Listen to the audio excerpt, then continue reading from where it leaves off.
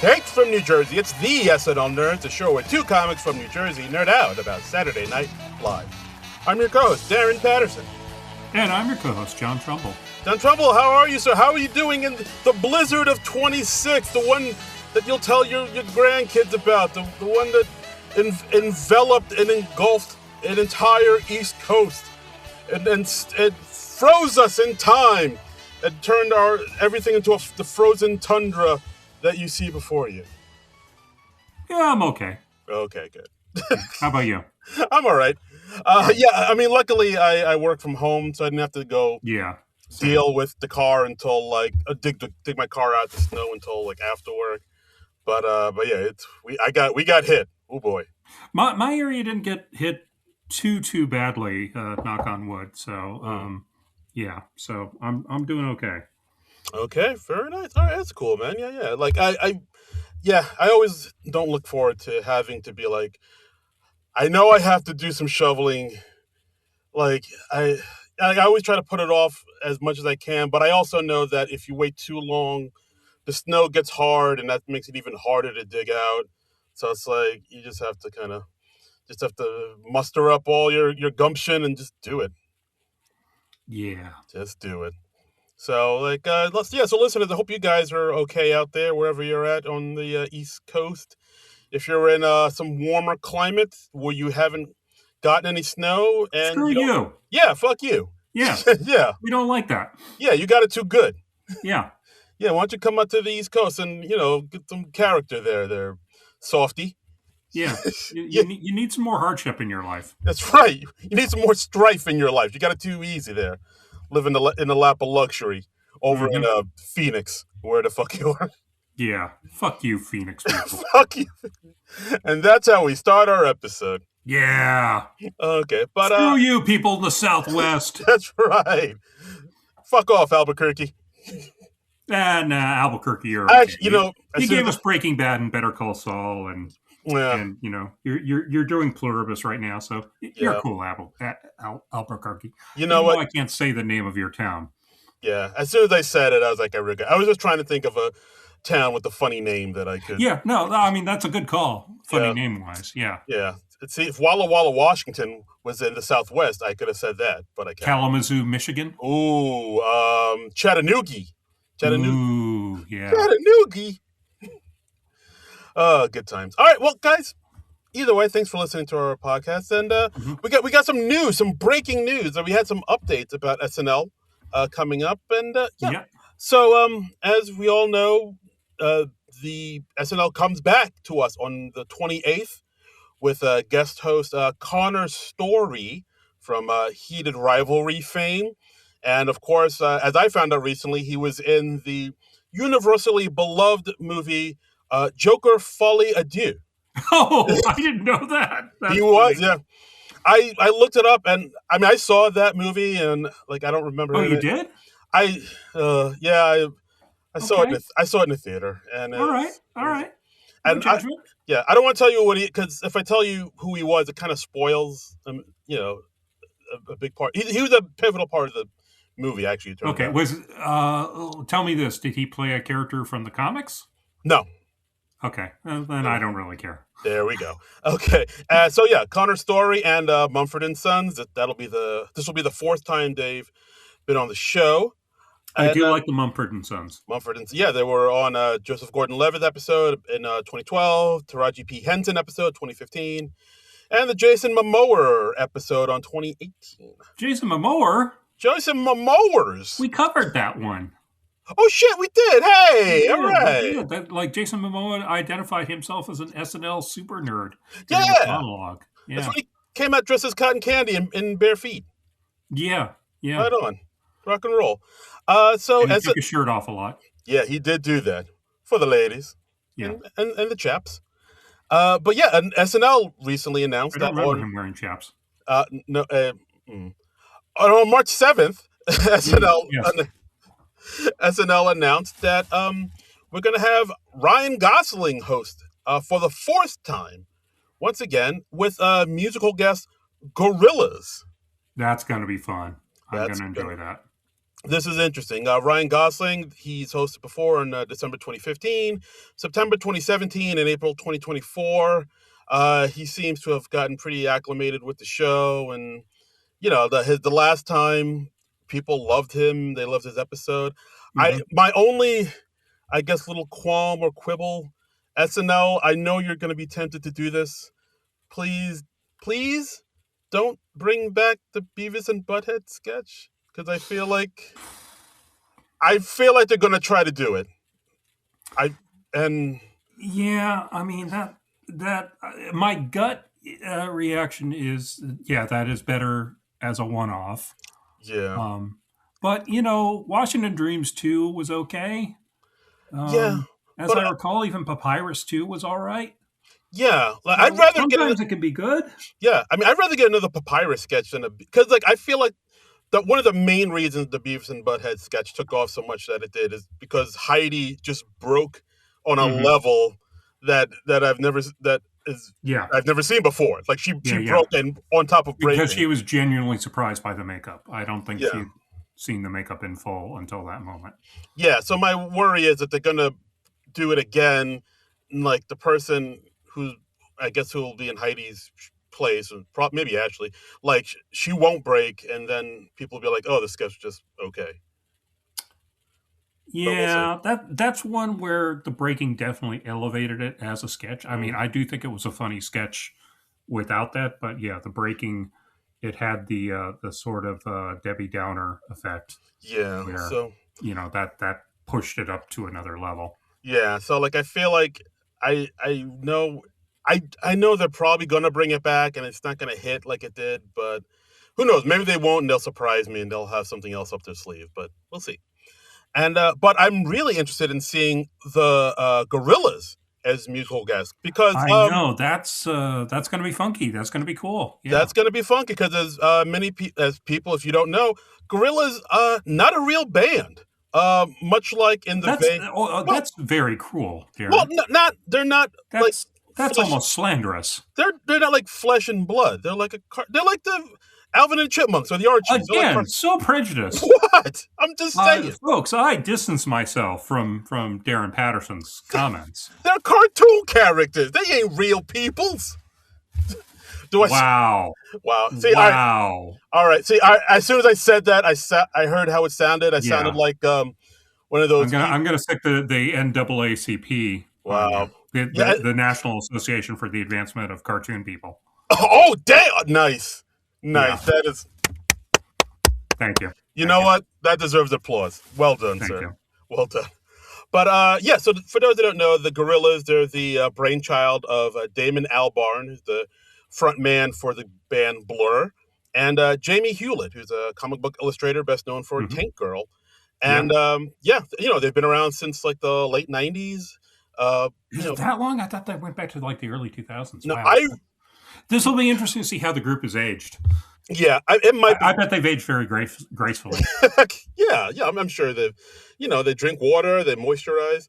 But yeah, I vaguely remember the first album coming out when I was in college.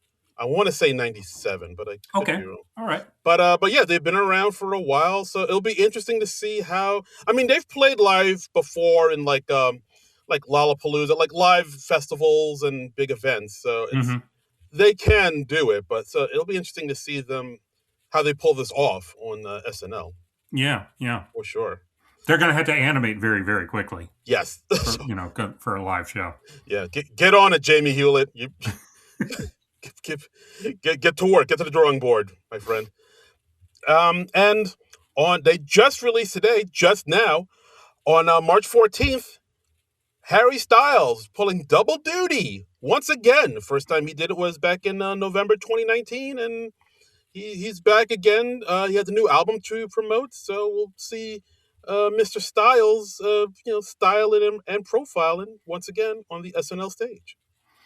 I'm trying to think of what I remember from when he hosted before, and the main thing I remember is he did that sketch when, what was it, which fast food chain had the spicy chicken combo that was like really trendy? Oh, KFC? No, not KFC. Popeyes? Popeyes. Yeah, it was a Popeyes spicy chicken, and he was like, "Oh, I'll go get a bunch for the office," and it was like a predominantly African American office, and they're like, "Oh no, you're not going to do that." Oh hell no! Yeah. Oh Um, wow, that one I don't remember. The two I remember him being in was the Sarah Lee sketch where he played like oh yeah, must get rid of the toxic in the community. in the Yeah. Community, and Yeah. I remember liking that sketch and the pre-tape, the It's All in the Game, the one where Chris Red was like anchoring it. It's like one of Oh, that's right. He was in that. Those were two good ones too. All right. Well, yeah. So he's got a high bar to clear there. yeah. I remember from what I remember, the first time he did it was pretty well liked, and so we'll see if lightning strikes twice. And I'm looking it up. Gorillaz, their first album came out in 2001, so it was not late 90s. My mistake. Dear. A lot of college is a blur for me now that I really think about it. Yeah. Well, no, Blur's a different band altogether. Aha! Nice. Yeah. My man. Oh, we cooking today. Oh, we cooking today's dog. You're the man now, dog.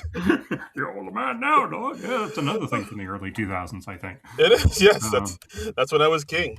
So those are the hosts coming up for the next 3 shows. And also in SNL news, because SNL 50 just refuses to die, Lorne Michaels is coming out with a documentary in April. Focus Features is putting it out, and it'll be a documentary solely focused on the man, the myth, the legend, Lorne Michaels. Wow. So that should be interesting because he's in the public eye, but he's also kind of enigmatic. Yeah, he's fairly private for the most part. Like, I don't know much about his family life, or like when I heard from there's that one scene in the Saturday Night Movie when they talked about how his father died when he was young. That was the first time I'd ever heard that. I was like, oh, I had no idea he lost his father when he was like a teenager. That's wild. Yeah. So I am looking forward to this doc. There is a lot. Even though we know him, I would say there's even more that we don't know about him. I would say. I don't know. I could be wrong. Yeah. It'll be interesting. We've read the Lorne Michaels biography that came out a year or so back, and that was illuminating. I look forward to hearing more about him. It's funny that you mentioned the SNL, the Saturday Night Movie, because I just recently got that on Blu-ray, and I watched it with the commentary. And that was neat. Nice. It was interesting to revisit it. Yeah, still holds up. Yeah, it's still a good movie. I don't think it's an especially accurate movie, but it's an entertaining movie, and that's really all I ask of it. So. Yeah, it has flaws, but overall, I give it a thumbs up for sure. Yeah. I do think it's funny. They're like, okay, let's rehearse this sketch, and then they rehearse like 2 lines from the sketch, and then they're like, okay, let's rehearse this other sketch, and they do 2 lines from another sketch that wasn't performed for like months afterwards. That's how rehearsals work. That's how rehearsals work. Yes, that's right. And we do that 5 minutes before airtime. That's right. It's time to play the music. It's time to light the lights. Oh boy. But yeah, so that's our SNL news update. Big SNL goings on. Mm-hmm. Yeah. So let's get into the meat and potatoes of this episode. So basically, we're going to pay tribute to 3 men that passed away very close to each other recently. Unrelated as far as we know. Yeah. That's Mr. James Van Der Beek, Mr. Robert Duvall, and of course the Reverend Jesse Jackson. Yeah, we were, sad to hear about all of these, and we were. This was originally just going to be a tribute episode to James Van Der Beek because I believe he's the first of the 3 who passed away. Yeah, and then on like quick on his heels, Jesse Jackson passed away, and then Robert Duvall passed away. And I think we both felt like, well, they're both 2 big people that we got to pay tribute to them as well. So yeah, so this will be a compilation episode where we pay. Yeah, so we decided to like kind of jam them all together, and we're James Van Der Beek and Jesse Jackson both hosted the show. at various times, and Robert Duvall actually did a guest spot on another episode. So we're doing sort of a smorgasbord of Mm. of SNL sketches this week. We're not doing every sketch from the shows that they hosted, but we're doing the significant sketches from Yeah, those shows. absolutely, absolutely. So I don't. Let's dive in. We'll start off with the James Vanderbeek episode from January 16th, 1999, Yeah. season 24, musical guest Everlast. Yeah, season 24, episode 11. Like 38 episodes, 38 minutes of this episode are on Peacock. Uh, they don't have the musical segments, which I think is pretty common for the older episodes of SNL Yeah, yeah, on Peacock, because those rights are a bitch. yeah. They are. The description of this episode on Peacock reads: retrieving data, wait a few seconds, and try to cut or copy again. So, Oh, it's a great episode. it sounds like you're having internet problems. I mean, that's what it said. I mean, My description said 404, page not found. That's interesting. That's a weird description. All right. yeah. Did you watch the cold open for this episode? I did. Yeah. Oh wait, no, what's it called up? Yeah, I watched. It a was little the bit White House cold open. We had Daryl Hammond as Clinton, and he's welcoming Larry Flint to the White House. Oof. And it's Horatio Sands as Larry Flint. And I Oof. totally forgotten about this. First off, I see like a guy coming in a wheelchair, and I'm like, is he playing James Brady? And I totally forgot like that Larry Flint had done this thing, like, because apparently Larry Flint had gotten some dirt on some Republican congressman, Bob Barr, to kind of, because this is when the whole Clinton impeachment thing was going on, Right. and so Larry Flint got some dirt on some of Clinton's most outspoken critics to kind of show the hypocrisy. I guess I'd totally forgotten about this story, not the impeachment, but that aspect of it. Yeah, I vaguely remember the whole Clinton Larry Flint thing. I mean, of course, it's one of those things like, it was a big deal at the time, but then, time moves on and things fall through memory holes and people forget. Right. And, this was kind of funny. We had Daryl Hammond's Clinton saying, like, so how did you find them? And Flint is like, oh, well, I hire private detectives to follow these guys. And he's like, no, how do you find those women who pose nude in your magazine? Because Larry Flint, if you don't know or don't remember, was the publisher of Hustler, which is a rather hardcore pornographic magazine. I don't even know. Is that still publishing? I don't know. Kids out there, a magazine is basically something that used to come out back in the day. Had words and pictures in it on paper. Yeah. Paper is something that was in notebooks. Right. It was sort of like a web page printed out on a hard copy. Right. Ask your parents; they'll tell you. Yeah. Okay. But I'm assuming Hustler is probably out of business, right? Gotta be. I'm looking on Wikipedia now. It's apparently still being published. What? I thought because it says founded July 1974, 51 years ago. It doesn't say anything about it going away. All right. I just remember them being like... They list every issue. Look at this. Oh, what website are you on? Wikipedia. Sure you are. Oh, wait, no. Okay, this doesn't list every... Okay. No, okay, it's talking about regular features. That was a list. Oh. Okay. Yeah. I guess it's still going on because it doesn't say anything about it ending, so... Huh. All right. Well, and the website is still active, apparently, so... Okay, all right. Hustler's still out here hustling. Every day it's hustling. Yeah, all right, dog. I see you. You are the man now, dog. I know Larry Flint is no longer with us. Yes, he passed away a while ago. Yeah, a number of years ago. Mm-hmm. Yeah. Anyway, so yeah, we have Clinton's like peppering Larry Flint with questions about how to meet some of the models, and we see Anna Gassier's Hillary Clinton. I'd totally forgotten that Anna Gassier had ever played Hillary. That feels right. I feel like she's at the Yeah, because I time. mean, the alpha and the omega of the Hillary Clinton impressions on SNL. We got Polar. Polar and Kate McKinnon, and so I guess this is sort of like the in between years. Yeah, I mean, if you really want to get into it, like Jan Hooks did Hillary Clinton Oh back yeah, in she the day. did. Yeah, because she Yeah, was still with the show when they were first running in '92. that's right. Um, and like Hillary comes in, she says, "What are you doing with this whoremonger?" And Clinton goes, "Were you talking to him or me?" Which that was a pretty good line. Because Bill likes his ladies. Yeah, and we also have the strangeness of Larry Flint making out with Hillary. Like Oh, the sketch implies that they're having a secret affair.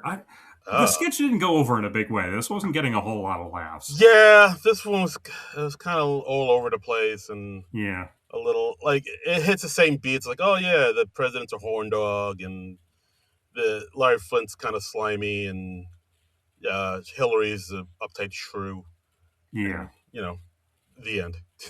yeah. So I don't know. Like Larry Flint coming to the White House as thanks. I mean, that's not the worst premise in the world. It has the potential for funny, but yeah, this was just so. Yeah, so. Okay, and then we get into our monologue here. Mm-hmm. I thought this one was pretty interesting because, like, when you at first when you heard Don Pardo Yeah, announce our host's name, he goes, "And your host, James Vanderbeek." Like he yeah, says it like in this over the top way, yeah. where I was like, "Why do he say it like that?" And then when he says his name again, he sounds like he's having like almost like a emotional nervous breakdown. Mm-hmm, Where it's mm-hmm. like, "Ladies and gentlemen, James Vanderbeek." Yeah, And when I first heard that, I was like, why is he saying it like that? And then as the monologue went on, I was like, oh, that's a part of the monologue. That's part of the bit. Oh, that's pretty interesting. I've never heard like anybody them do something like yeah. that before. Like he actually cries out, "I love you, Dawson," at one point, and they have an NBC page bring over a gift that Don Pardo got for him, and it's like a pair of tidy whities. Yeah, like the whole thing is that Don Pardo is obsessed with James Vanderbeek in a very awkward way. Calls him Mm-hmm. Jamesy. He says, "Oh, you're very special to me, Dawson. So clean and untainted." Yeah. It gets real deep in the creepy town, boss. Yeah, and the really odd or interesting thing about this isn't actually Don Pardo. What? Yeah, Don Pardo was, according to the SNL wiki, Don Pardo was out this week with laryngitis. So it's Daryl Hammond filling in for him, Whoa, whoa, doing whoa! an impression of Don Pardo. Oh, I totally missed that. Holy moly! Yeah, so like if you listen to it with that in mind, you can kind of tell. But because I feel like if it had been Don Pardo for real, they would have cut to him, Mm. for added humor value. But yeah, we only hear him. So Okay. I don't, but it's so weird that they give the Don Pardo character a prominent role on a week where Don Pardo isn't actually there. Yeah, because like there was one part where James Vanderbeek was reading the card that came with the underwear, the tidy whities. The Yeah, card reads, "Won't you let an old man take care of you?" And so immediately I thought, "Oh, it must be Don Pardo. He's an older fellow." right. So like the fact that this is Daryl Hammond projecting his sexual fantasies onto James Vanderbeek, that puts this thing in a whole new light. Well, I mean, it's Daryl Hammond playing Don Pardo, so it's still like in the world of the show. It's still Don Pardo, Sure, it but is. and apparently they followed up on this later in the show, but it's not on the uh, The the, Peacock. the version on Peacock. Yeah, where apparently Lauren Michaels has to step in when Don Pardo's voiceover is getting a little too worshipful. Yeah, I mean, I thought that was interesting too. Where like at one point you just hear the voice of Lorne Mhm. telling quote unquote Don Pardo to stop it, and he says, "But James and I Yeah. are going to Venice, please, Lorne." Yeah, and it's a funny bit, but I just wonder why they didn't like kick this down the road a little bit for when like Don Pardo is there and can actually do the bit. Yeah, that's true. I don't I know. mean, I realize it's for maximum humor value. It has to be like some young handsome celebrity, Mm. like a Dawson's Creek cast member or something like that. But it's Yeah. like, what's his face? The other guy on Dawson's Creek. Oh, Joshua Jackson. Joshua Jackson. Sorry, I was blanking on his name. How do I know that? I never watched the he show. he hosted the show like the next season, I believe. So, okay. They could have done it then, but I don't know. It's so funny. yeah. So I mean, this ends with, quote unquote Don Pardo, more like Don Parfo, huh? Nice. There we go. Yeah. Oh, nothing but net. It ends with him saying, "Oh, I'm going to spank you," and then Lauren saying, "Don, do you remember what happened with Scott Wolf?" Yeah. Yeah, interesting monologue. Like I did like the way they kind of used or included like the the voiceover of Don Pardo to sort of carry that. So I was like, oh, that's an interesting. Yeah, it's a neat idea. I just think it would have been a lot more fun if it had been the real Don Pardo. But yeah, no, I agree. Yeah. So okay. Apparently, if you go back an episode again, according to the SNL wiki, Don Pardo sounded kind of sick in the previous episode. Oh, yes, I think he had laryngitis this week. So. Oh, I'm sorry. Yeah, I think I remember hearing that. All right. So next up, let's go to the National Spelling Bee Championship. Yeah, this is we got Will Ferrell hosting. We got the Spelling Bee Championship. We got Molly Shannon and James Van Der Beek as contestants. And the basic bit is that Will Ferrell has lost the cards for the final round of spelling, and he's trying to fake his way through it. Right. So he asks Molly to spell. He just makes a word up off the top of his head, corpuscle, and then she said, "What is this root? And can you use it in a sentence, please?" It's like, yeah. Hey, Fred, look at that corpuscle. Yeah. And so it's just him kind of faking his way through this as best he can. Yep. It's a pretty simple premise, and it's basically, it's basically all for Will to anchor and make this thing go. Yeah, this was more of a showcase for Will Ferrell than anything. I didn't find it especially funny, and the feeling I got from a lot of these sketches was they didn't really know what to do with James Van Der Beek. I didn't feel like there were any sketches where I was like, oh, well, he was great in that, he hit it out of the park. And I've seen him be funny in other things. I think Don't Trust a Bee. Yeah, I mean, I didn't watch all of that show, but I watched the odd episode or two, and like something I admire is that he was always willing to poke fun at his image. Yeah. And that, and like Jay and Silent Bob Strike Back, and all right. Or even like that, the Dawson's crying meme. Yes. I watched a clip recently of like a Dawson's Creek reunion thing they had a few years back, and he was like talking about that, and he was very good natured about it. So yeah, he had a good sense of humor about himself, but I don't feel like this episode like showcased it maybe as well as it could have. Yeah, I mean, maybe it's a thing where as he got older, he kind of got his humor chops a little bit more. Yeah, this is like kind of early in his career. I think Dawson's Creek probably premiered like 98 or so, if I remember correctly. Yeah, because actually, I looked from what I saw. He was my age, so like he. Oh yeah. You said like he was like exactly your age. You were born like maybe just like a week or two apart. Yeah. Like I looked up. He was born March 8th, 1977. I was born March 15th, 1977. Damn. So I was like, oh shit. Yeah. that is wild. So yeah. So I guess I was 99, so I was in college. So he would have been like college age. So yeah maybe it was a thing he was still kind of getting. Like 19 or 20. Yeah. So like maybe it was a thing he was still kind of getting his comedy chops. So I feel like maybe the writers didn't have they probably only had like a vague idea of what to do with him, or maybe they were just like, oh, he's like the hot trendy teen guy right now, so let's just write generic teen sketches. Yeah, I would say. I mean, that definitely shows in the next sketch we'll talk about. But with this sketch, it just ends with the two contestants being on to Will, like it's like, oh, you forgot the cards, didn't you? And then he just says, hey, look over there, and he points out, and they look, and then he sneaks away. Then we get a freeze, and then there's a scroll saying like, this was the very first time in history that somebody was able to do, hey, look over there, to get away. And a decent ending, but didn't have much to do with anything preceding it in the sketch, So. Yeah, it was kind of. I was kind of on it too. Kind of on it. So let's go to Teen Pulse. Let's go to that. Teen Pulse. This is a sketch, a teen type show. And Molly Shannon is hosting. They're covering 7 degrees Celsius, which is like the boy band. Because this is 1999. We're in the boy band heyday, where Backstreet Boys and NSYNC and O-Town. And 98 Degrees. LFO. 98 Degrees. That's the one I was trying to think of.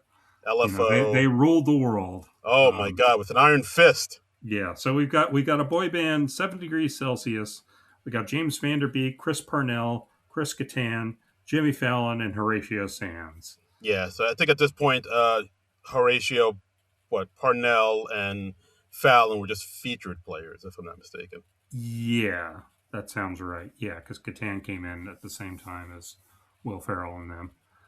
And I'm not even sure like all of them are singing. I feel like maybe Parnell hadn't showcased his rap skills on the show yet. That's right. Is Parnell just like lip syncing to this? Because like he could actually belt out a tune, Yeah, it was hard to tell, but they did include 2 singing performances in this sketch. I mean, that's my thing. I think that's my thing about this guy. I felt it was like a little too long. Like I felt like they could have shortened it up just a bit. Yeah, a thing that really struck me about it was like, okay, Chris Kattan has like this sort of long wig that's all sort of like a curly-ish mullet type thing.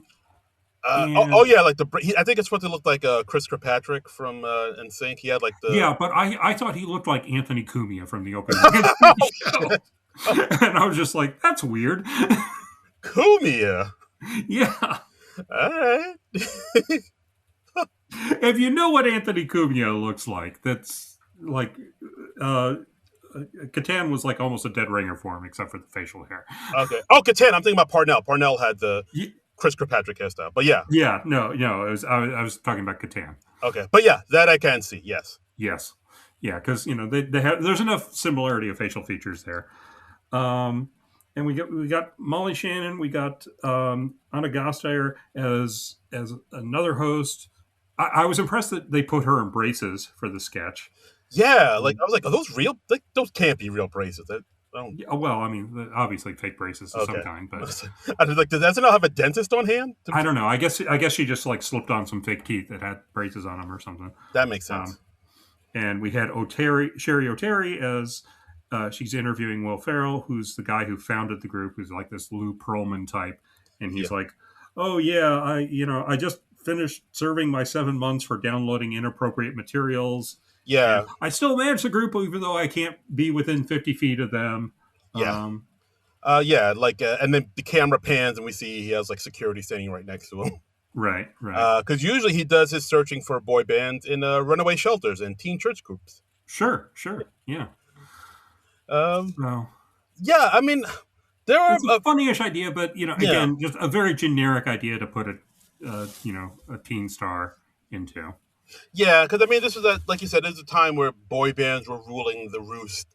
So of course that just means like it becomes cool to just make fun of the boy bands at one point, where like that boy band backlash. Yeah. I mean, there were like a few funny things in here. Like, I mean, the part where Horatio was saying, I just wanted to dispel the rumors out there that I'm 34 years old. Right. Which, I mean, now that we know what we know about Horatio, reads a little different. It does hit a little different. Yeah.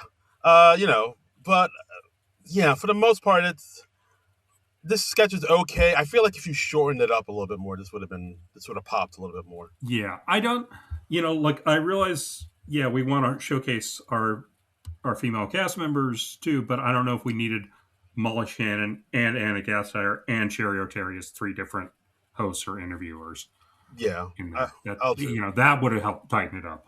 Yeah, I mean, I also I did get a chuckle out of because they said they do two performances in this sketch, and the second one they're all dressed in white and they all have eye patches, all white eye patches over their one eye, right? And then they're jumping on these exercise balls for some reason as part of their choreography. I was like, that's all right, that's something. Okay, but on the hippity hops. On the hippity hops, and you don't stop. All right, so let's go over to Dog Show. Bum bum bum bum bum bum bum bum bum. Dog Show. Yeah. This was a sketch I kind of vaguely remembered from back in the day. I can't say it was ever one of my favorites or anything. Yeah, this sketch has always been pretty odd to me. It's one of those SNL sketches that is consistently like a little more odd than funny, and we will get to others of those as we go on. Yeah, odd and campy too. There's a lot of camp in this one. Yeah. So for those that don't know, it's like these two people that host the dog show. They love dogs. It's a show about dogs and for dogs. For dogs. Yeah. Molly Shannon plays Miss Colleen. Will plays David Larry, which I didn't realize until I typed it out. I was like, hey, is that a play on Larry David? Oh, I honestly didn't think about that. Yeah, you're right. Gotta be right. And you're right. Yeah. And it's like it's like Will Ferrell banging on a snare drum while he holds his little pocket dog with the little top hat. Yeah, we've got like real dogs in here, and they're doing a canine slumber party. And I'm normally like a big booster for real dogs. You are sketches. You are. And I am all about that. I love the dog court thing that Cecily Strong. Yeah, holding that pug that was just freaking out all over the place. I love the sketch where we had the dog with the human hands. That was consistently funny. I actually once, I think years ago, like Cecily Strong was sharing, I think that dog court sketch, and I said like, if they just changed SNL to like Cecily Strong plays with pups for an hour and a half, I would be 100% okay with that. And she would be like, and she replied, I was like, so would I. Yay! NBC, get on it. Yeah. Let's do that during the hiatus weeks. That's right. Cecily Strong and a pit full of dogs. Yeah. So this is basically just about like little tiny dogs in wacky costumes. Yeah, they're explaining each dog's little quirky thing. Yeah, and they sing songs to the dogs like, "Oh, Mr. Ginger Snap, why won't you return my calls?" I had a hard time writing down and describing this because it's just so. Yeah, I wasn't able to take too many notes either. We had James Van Der Beek come in towards the end, and he's in a Richard Simmons type wig. He honestly looks like Screech from Saved by the Bell in that wig. Very much so. And he's like a dog owner. Yeah, and I think at one point they tell a spooky story, so Will Ferrell holds a flashlight up to his dog's face so the dog can tell a scary story. Had to turn out the lights. That was a cute idea. Yeah, I feel like they kind of write this show as they're doing it. I don't know. It feels like all this feels like improvised. I think to some degree it has to be because you never know what real dogs are going to do. So yeah, I think they had to roll with it a little bit. Yeah, for sure. But yeah, this sketch is definitely. It's a weird one, for sure. Like this is like a 10-1 type of sketch. It's definitely like I said, more odd than funny. But according to the rundown on the wiki, this was before Weekend Update. What? Yeah. I don't know if I'd place that there, but all right. Weird, right? Weird one. Yeah. But yeah, and then that's our That's our James Van Der Beek section of this podcast. Yeah, honestly, like a couple of the sketches that are described on the wiki that weren't on the Peacock version, they sound more interesting to me than what we saw. There's one called Laser Pointers, where laser pointers to two guys, James Van Der Beek, Tracy Morgan, ruin a Harry Connick Jr. Jimmy Fallon concert. And there was another sketch called Frankentine, and NBC exec Tim Meadows has created Frankenteen, James Van Der Beek, to fill a programming niche. So that does sound cool. That sounds cool, and James Van Der Beek, he had a big forehead, so I can see why they follow that. Damn, son, the man is gone. How could you? Well, look, he had a big forehead. I don't feel like I'm speaking ill of the man to say that. Yeah, I mean, look, I look as someone who is all forehead. Yeah, he had a lot of. I got a lot of forehead myself. It's almost a 5 head. So yeah, he had a lot of cranium. I will say that. And that's a long face. Yes, and that's our final words on James Van Der Beek. Well, and the good nights. It was nice. He thanked Dawson's Creek for giving him time off to host the show. Oh, nice. Which I thought was kind of cool, and that had to be kind of tough for Dawson's Creek because he was Dawson. He was the star of the show. He had to be in a lot of the scenes. That's no small thing to write your lead actor out for a week.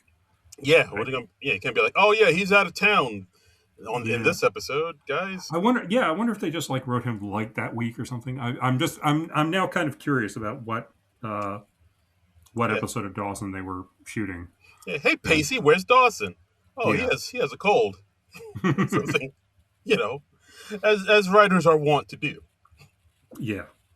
Okay. All right. So, shall we move on to the Reverend Jesse Jackson? The Reverend Jesse Jackson. Yes. His episode came out October 20th, 1984. Season 10. Season 10, episode 3. Yes, with musical guests Andre Crouch and Wintley Phillips. I got nothing. Yeah, I think Andre Crouch is I looked it up. I believe he's like a gospel singer. So okay, that tracks. Interesting choice. All right. So we got there's no cold open on Peacock for this episode. It just goes right into the credits. Yeah, actually, I think I know why, because I looked it up on one SNL a day. There was a cold open. I didn't see it, but it involves Jesse Jackson talking to Billy Crystal, who's, what I'm going to say? I just saw it on the rundown on SNL Wiki. Yeah. I heard you gasp. So No, I just got to that. So it's Billy Crystal dressed as Sammy Davis Jr. Yeah. Woof. Yeah. Yeah. So we're not gonna look, guys. We just did Soul Man, so we can't do any more blackface. Man, it's way more blackface than I remember in the 1980s. I know. So we're not going to talk. Not going to talk about that. We're not going to talk about Daryl Hammond's Jesse Jackson impression. Look, Billy Crystal does a wonderful Sammy Davis Jr. impression, but putting him in the makeup, probably a bad call. Yeah, putting him in front of Jesse. I wonder how comfortable Billy was doing that in front of Jesse Jackson. That's a good question. I wonder if he's ever commented on that, or I wonder if Jesse Jackson's ever commented on that. I don't know. I wonder if Billy was like, "Hey, Jesse, this is, are you cool with this, man? I don't want to get punched in the face." I mean, look, you're going to come on SNL. You're obviously going to agree to, make jokes poking fun at yourself if you're at all of a good sport. But yeah, that's an interesting question. Interesting. But yeah, so maybe that's why that's not on Peacock. I would say that is 100%. Yeah. Okay. Because nobody needs that. Yeah. Nobody needs to get grief over a 40-year-old episode of SNL. Yeah. Where a white actor is playing Sammy Davis Jr. Let's just move right along. Yeah. You think they've edited out all the Jimmy Fallon doing Chris Rock sketches too? Oh shit! From the 90s. It wouldn't surprise me if they did. Yeah, I feel like I would hope they would. Honestly. Yeah. Anyway, so Jesse Jackson comes out or the monologue. It's actually a very serious monologue for most of it. I mean, there are some jokes scattered in throughout it, but yeah, it is kind of, at least the first half of this monologue. The first half of the monologue is very long and wordy. I mean, this is, I believe, during his presidency, his campaign. Yeah, well, I think it's he dropped out by this point. Oh, okay, all right. So this is after. Yeah, because this is from October 20th of '84, so it's right before the election. Oh, okay. Let me look.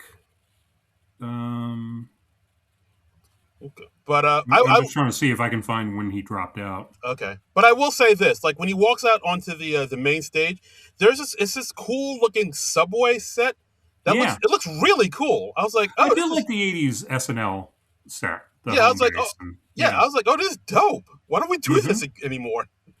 yeah, But yeah, he talks about how he decided to host SNL. You know, how he wants to get the message out to people any way he can. It's a little, I'll admit, it's a little long winded, but there are some yeah, jokes scattered throughout. Like he said, how he got 3.5 million votes. He raised less than $3 million. That's about 99 cents a vote. So it's the most cost efficient campaign in American history. yeah. He talks about the press and how he constantly gets put down by them. Like press said he wouldn't run, and he did run. They said he wouldn't finish. He did finish. Then they hmm mentioned this not incident, but this thing that happened with Lieutenant Robert Goodman. I don't know how familiar you are with that, with Bobby Goodman. I didn't like do a deep dive into it. Okay. No. All right. So basically, well, I had to look it up to remind myself. So, Uh-huh. Robert O. Goodman, he was a former Navy, not former, but he was a Navy bombardier. He was shot down over Lebanon hmm in December 4th, '83, and he was captured and held captive for a month. And with the help of uh, Reagan, Jesse Jackson was able to get him back home. He was able Nice. to facilitate that, and and so Jesse mentioned that and how the press would probably say after hearing that the press probably would want to find out who paid for Goodman's hotel room because the press was hmm pressing, and then it goes on to this other joke he has about how uh, he tells this joke that his friends told about how he would walk on water to get the Pope's hat, and then the press would type up furiously the headline. Next headline would be Jesse can't swim. hmm So there are jokes peppered throughout there, but Yeah, it gets a little yeah, sure. wordy.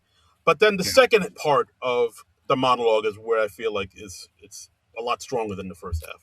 And that's the thing that I think people remember this. I think there's a clip of this in one of the anniversary shows we Yes, watched yes, last year. Yeah, yeah. I feel like we mentioned it where yeah, Jesse's giving a monologue, but he hears like a humming or a buzzing uh-huh. noise over the speakers, and he's like, "What is that noise?" Like, and he says, "People, I'm sorry, I'll be right back." And he goes to the control room.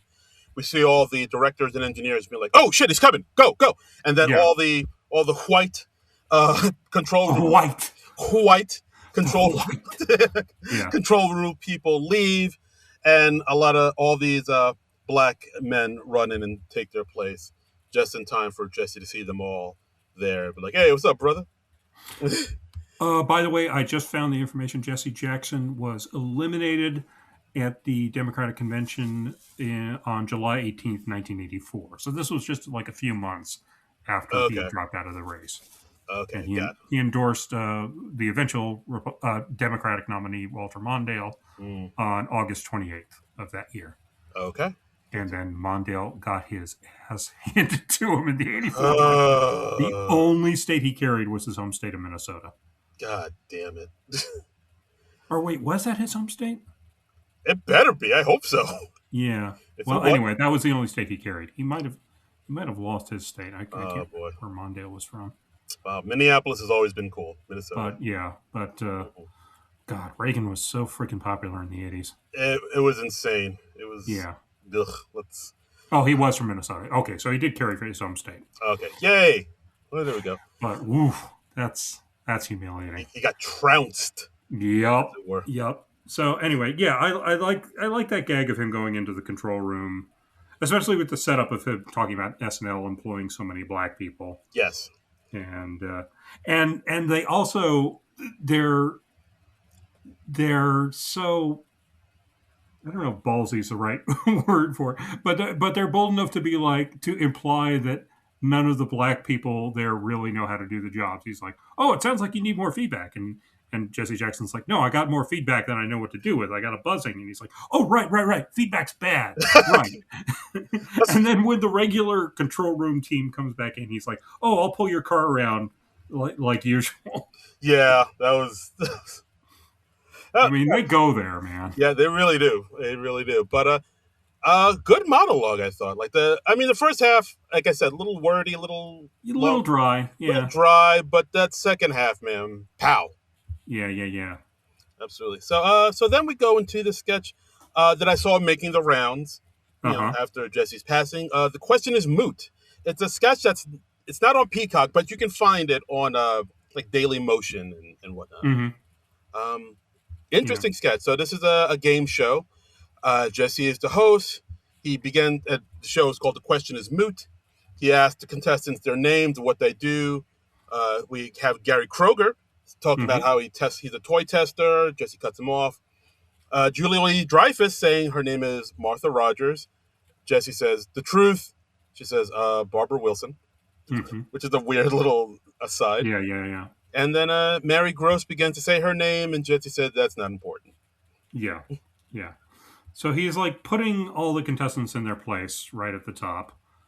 Right. And I did like how also at the beginning they said like he asked Don Pardo what they're playing for, and they cut a picture. They cut to a picture of a car. Don says it's a car. It's a lovely car. It's a lovely red car. It's a lovely red car with a radio, which is such a weird way to phrase it. But then we get into the crux of the game where the question asks the question. The question would be, when is the reappearance of Haley's comet next scheduled to appear? Kroger's about to answer, and Jesse, of course, says, doesn't matter. The question is moot. The White House is locked behind cement barricades. Nuclear holocaust machinery is moving in place. We probably won't live to see the next Haley's comet. Right. And I'm assuming that this is playing off something he said in like probably one of the Democratic debates. I feel like it is. Like maybe he was known for saying the question is moot. Yeah. And bringing up the fact that, what questions he was being asked or what question people have on their minds. Like, why are you asking me about this? Why aren't we covering these issues? Right.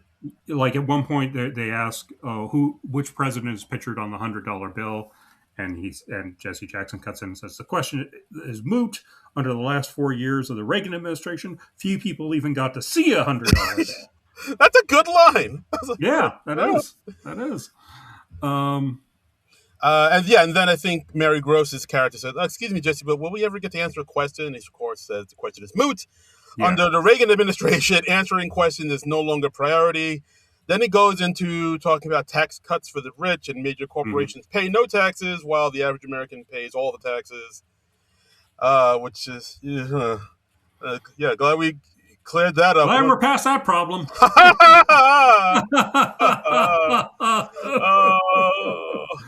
And at the end, Jesse Jackson declares himself the winner, and he gives himself the car. Right. It's my game. I run the thing, so I get the car. If you have a problem, don't bother asking questions because they'll all be moot as well. Yes. Not a bad sketch, I thought. Cute enough. Yeah. Yeah. I thought it was all right. So then we go into this part, the Rappin' Jimmy B, because before we get into that, did you also see the little segment they did called Funny Black People? Oh, no, I did not. It's sort of a thing in the show, and it comes right before Weekend Update, and where Jesse Jackson he points out that SNL doesn't currently have any black performers. Ooh. And so he's inviting minorities to funny black people to write to Dick Ebersol, care of NBC, to demonstrate how funny they are. Oh, hell yeah. That's what's up.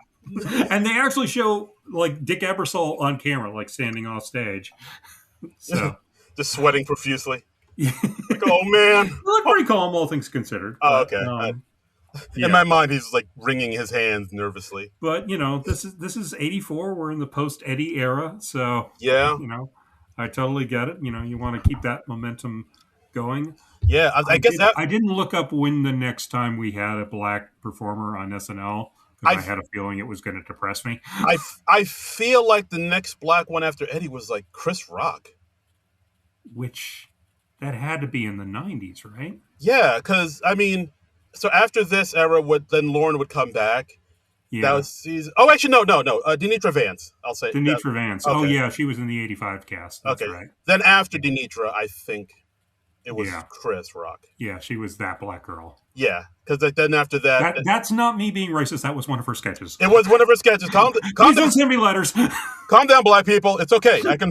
It's okay. It's okay. Let's put down the pitchforks. Do not take that out of context, please. It's okay. Please. It's okay. It's okay. It's all calm down. But yeah, because then after season 11, it would have been the Dana Carvey, Phil Hartman years. Right. Yeah. Pretty white to start. Yeah. Yeah, that's pretty white, and then Chris Rock. Yeah. Wow. Whew. That's wild. Wild. Weird, wild stuff. Weird, wild stuff. Yeah. So yes, so we're going on to Weekend Update, or as they call it in this era, Saturday Night News. Yeah, which not as good of a name. No, it's not. It doesn't roll off the tongue quite a bit. And I think they used to do this thing, especially in this era, where they didn't really have a set anchor man, so they kind of rotated people in and out. Yeah. So this week it's Jesse Jackson as the guest anchor, and he's analyzing Ronald Reagan's answers in the presidential debate, because again, this is October 20th, right before the big election, and he's kind of taking Reagan apart there. I'm happy. I'm here for it. Yeah, exactly. They show a clip of one answer where Reagan seems very flustered, but he had that charisma, so people voted for him anyway. Yeah. Yay. Glad we don't do that everything's A-okay. And they also had a bit where Martin Short, playing Bob Janes, a representative from the Young Republicans, he comes out to sort of rebut Jesse Jackson under the equal time rule. Remember the equal time rule? Yeah, vaguely. Before it was a thing that people did to try and get Colbert to not air interviews. Oh boy! Wow, this episode's gonna be a thing. Well, folks, we're gonna pull this episode out and make it lighter and funnier towards the end. I promise. But that was pretty good. Where we just have Jesse Jackson sitting there quietly next to him, and he's unnerving Martin Short just by being there. Being black, yeah, being black. Just shaking in his boots. Yeah. And then we get to what you were trying to lead up to a minute ago, rapping Jimmy B. Yes, Jim Belushi. This was like a reoccurring thing he did, because that new thing, the hip hop, is all the rage with the kids these days. Oh God, he did this more than once. Oh my goodness, he did this more than once. I don't know how. This is very white guy rap, where it's of the I'm a rapping guy and I'm here to say, and that sort of thing. Yeah, so like he pulls out his ghetto blaster, has a bandana around his head. Yeah, busts some fat lyrics. Says, "Hey, Jesse." Does anybody besides a white guy poorly trying to rap ever do "I'm here to say"? You never hear that in any real rap songs, do you? No, that's something like if you listen to like really old school rap, like like Rapper's Delight, old school shit. Like they did kind of rap like that in the beginning, and so I guess a lot of white guys were like, "Well, I can do that." That's how white people imprinted on rap, and we like never updated our mental image of rap. Yeah, it's like that Fruity Pebbles commercial where like where Barney is a rapper. Yeah, exactly. It's like that. Yeah, white guys rap like Barney in the Fruity Pebbles commercial. Exactly, the cutting edge of hip hop. Yeah, wiki. But yeah, he says, "Hey, Jesse J, what's the word today?" And of course, Jesse is like uncomfortable, extremely uncomfortable. Yeah. Yeah, and then we see Jesse turning off his stereo, and then he's kind of freestyling some dope rhymes, saying like, "Oh, I'm from Operation Push, and this kid over here probably voted for Bush." Oh shit! Talking about how white suburban kids trying to act black, which I thought was something that kind of only happened in the '90s. So it was interesting to see this was going on back in the '80s too. I think white people trying to imitate cool black people goes back a long time. Show enough. Yeah. Exactly, Darren. Show enough. Shit. Yeah, what you know about that, son? Here's an interesting bit from the SNL wiki. It says, Nate Herman co-wrote this piece with Elliot Wald at Belushi's request. According to Herman, Reverend Jackson nixed a line about Belushi making words sound like they're picking cotton. Oh my God! Good call, Reverend Jackson. Who? He actually wrote that and was like, Jesse would be cool with this, right? Right. Motherfucker. Again, white people are clueless. He'll be cool with this, right? They're over that whole thing. God damn. Yeah. Wow. Wowie, wow. Yeah. But yeah, overall, I think his episode that he hosted it had some good stuff in here. I kind of want to go back and grading see it by a non-actor. You got to grade it on a curve. Because even though he's a politician, he's used to public speaking, so he is a little stiff because he's like kind of out of his comfort zone. But it's all right. It's all right. It's all right. Yeah, I think the true highlight of Jesse Jackson on SNL is the next sketch we're going to cover. Yes, from when Michael Jordan hosted in season 17, I believe. Yes, it was a season premiere. Yes, September 28th, 1991. Michael Jordan hosted musical guest Public Enemy. Damn. Yeah, son. Damn, son. Yeah. Oh, it's too black for you, y'all. That's right. But yeah, so I think this is the thing that Jesse is probably most known for on SNL, like you said before. On SNL. On SNL. Include that qualifier. On SNL. On SNL. Yeah. So during Weekend Update with Kevin Nealon, he came on to read Green Eggs and Ham because Dr. Seuss, a.k.a. Theodore Geisel, passed away that week. Right. And we have Jesse Jackson. All he's doing is reading Green Eggs and Ham in tribute to Dr. Seuss. Yeah. Also in his Jesse Jackson cadence. Yeah. Thank you, Sam. I am.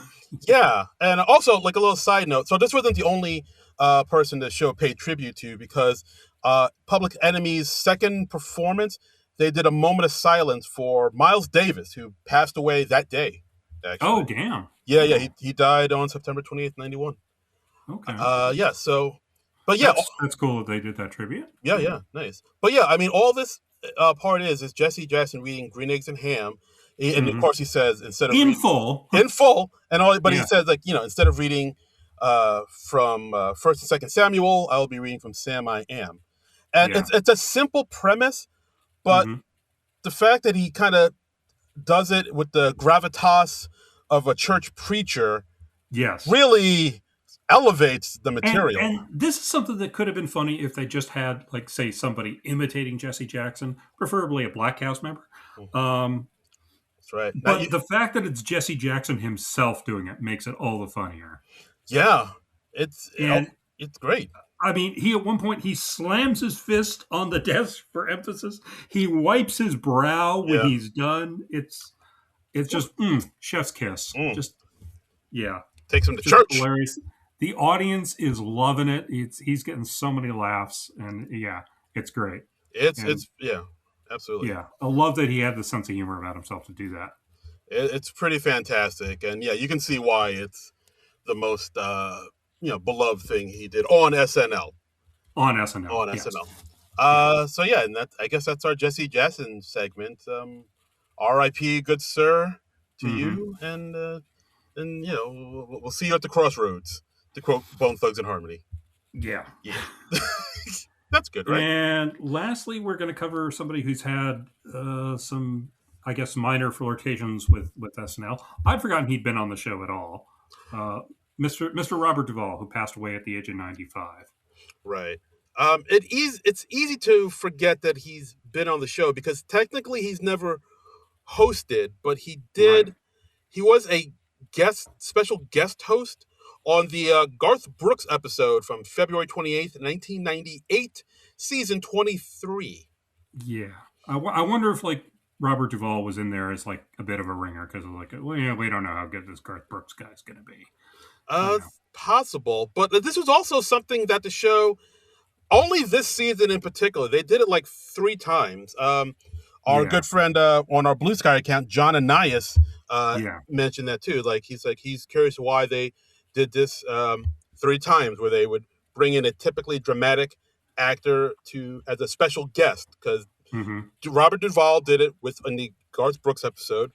Then later on, John Hurt would come on in the Steve Buscemi hosted episode. And then we had Bob Hoskins come on in the Greg Kinnear hosted episode. Just, odd. Very odd, yeah. And it's like... I get it with Garth Brooks, because, you don't know how good of an actor Garth Brooks is going to be, because... Right. Yeah. Yeah, but, I mean, it turns out Garth Brooks is actually pretty funny. He was actually a very good host, I thought, in his episode. Yeah.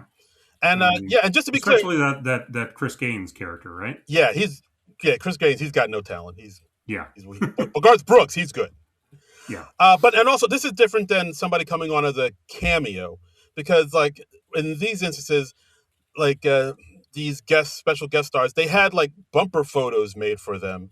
And, like, they were announced in the beginning of the show, special guest, Robert Duvall. So, like, they were a host, kind of, sort of, like a co-host. It wasn't just cameo. So, I guess they were just trying something. I don't know. I guess so. But either way, like, these 2 sketches that Robert Duvall were in are actually pretty well remembered and pretty well regarded. The first one being Who's More Grizzled? Mm-hmm. So this is another game show sketch. This one with Norm Macdonald as the host, where we just have 2 contestants, and we're determining who's more grizzled of the 2. Yeah, Norm Macdonald comes in on stage as the host. Big round of applause, mainly because this is also the season that Norm got fired from the Weekend Update desk. I believe he just got, this came out in February 98. I believe he got fired in, like, December 97. So it was pretty recent. And also, I remember it being, it was like, I believe it's the same month that we lost Chris Farley as well. Oh. So it's double bummer. But and Chris Farley, I think, only died about a month after Phil Hartman, as I recall. So it's all all bummers. Yeah, folks, I promise we're gonna make this happier. Yeah, Robert Duvall comes in and they're like, "Oh, hey, how you doing?" He's like, "I've mostly been hunting and whittling." Yeah, and then we have Garth Brooks come out as Tate Mitchum. Tate Mitchum, and he's like, has a big old, fake beard, gray hair, looking like Didn't recognize him at first. Yeah, it kind of looks like a disheveled Kenny Rogers. I was like, is this a cast member? And I had to look up who the host was. And I was like, oh, it's Garth Brooks. Okay. Yeah. And I do like how Norm greets him and saying, hey, how you doing?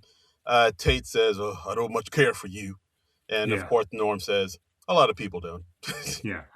And we got the various categories that they're going to be asked questions in. We've got war, hard times, bear attacks, ailments, dead wives, and coal mining.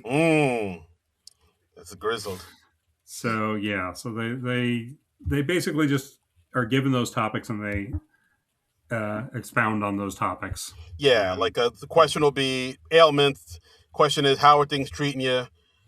Duvall rings in saying, can't complain, my leg hurts. Means it's bound to rain. Wish them doctors at the VA could get that shrapnel out of my shoulder. Just grizzled man talk. I think at one point, Robert Duvall just says out of nowhere, a lot of people don't know I was the first man to get a team of horses up Bear Mountain. This is, I don't know. I dig this one. Like, as we see Tate Mitchum saying things like, I was separated from our unit, came across a bunch of Germans asleep at the field, bayoneted every last one of them. Didn't find out till later the war had been over for a week. There's a lot of grizzled old man talking. The whole thing kind of culminates at the end where is it? I think, they were talking about God and, I do like the part where they did the speed round. The speed round was good. Yeah. Where, they talk about, like, money. Like, I don't believe in banks. I keep my earnings in the coffee can. Talking about higher education. Never had much cause for book learning. Immigration. Mitchum buzzes in saying, got a strong back? We can use you. Yeah. And then it all culminates to religion.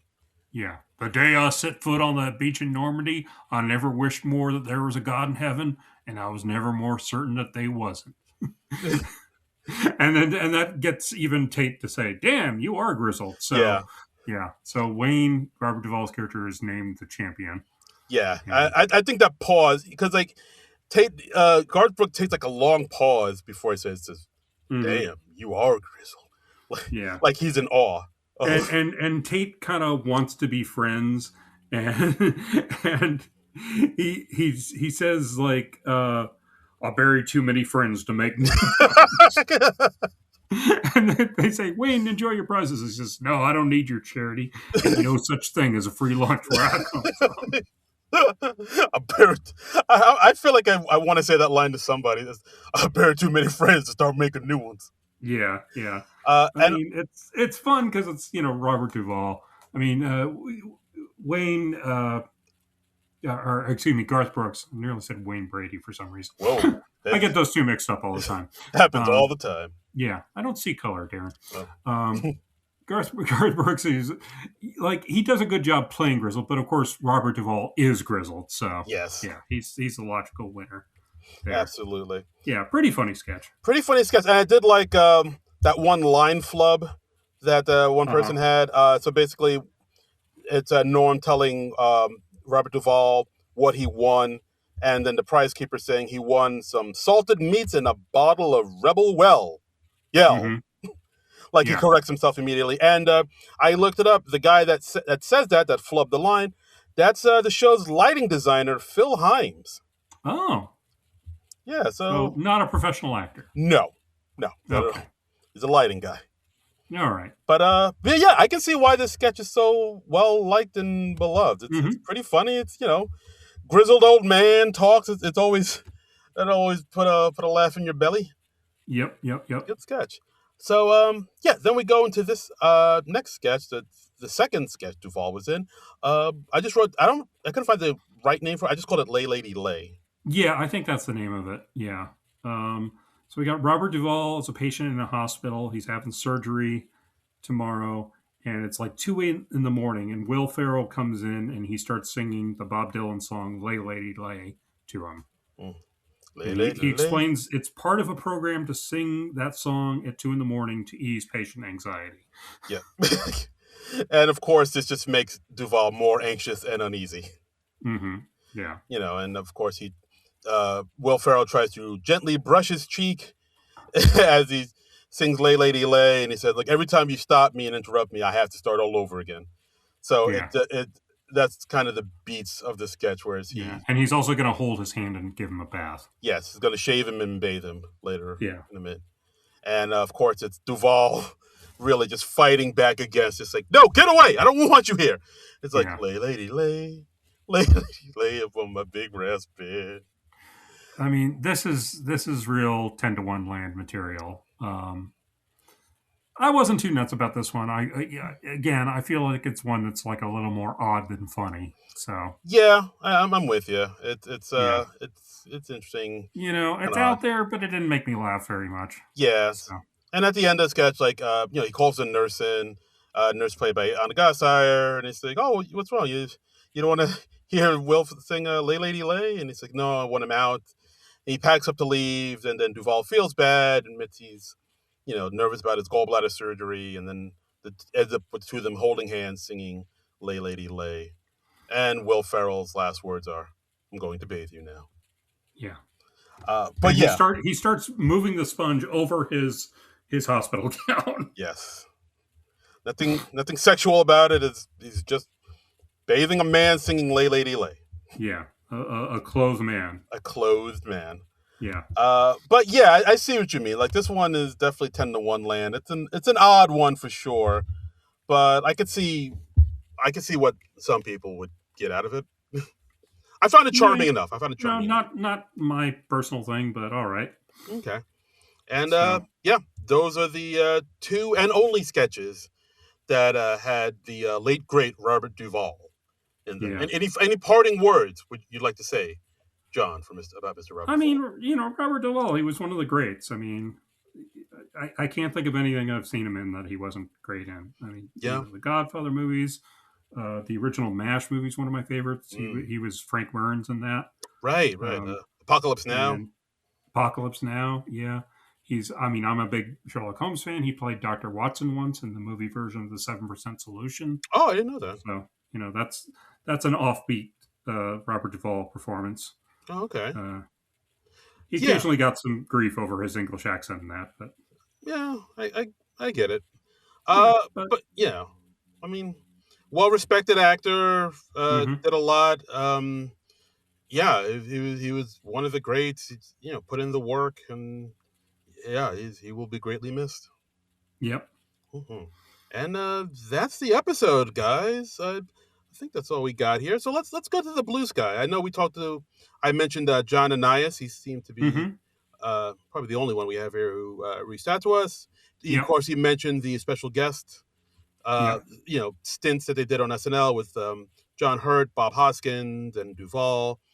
And then it goes on to say, odd though that the little trend may be, Duvall's sketches in that surprisingly great Garth Brooks episode stand out. Who's More Grizzled is a strong game show sketch in a show that already had another strong game show sketch. That's the Old French Whore sketch. Okay. That's also pretty well known and beloved.